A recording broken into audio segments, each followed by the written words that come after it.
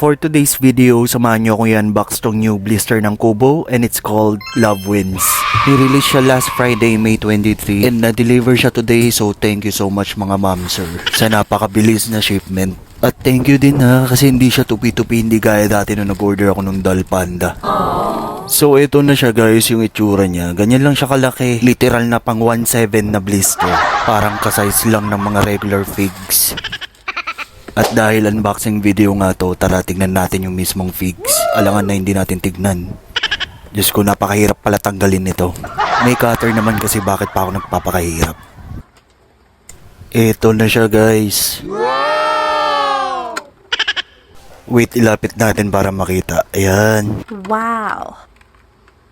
Grabe ang cute. Mukha siyang jelly ace na rainbow. Ayan siya guys. Pasensya na wala akong rotating stand kaya ito self-rotating na lang. At dahil meron nga akong flashlight dito, gayahin ko na rin yung live streamer nung piniplex niya to. Ayan guys, sana na-appreciate nyo, diba? Or mas na-appreciate nyo kapag ganito. Now you tell me. And that's for today. Bye-bye.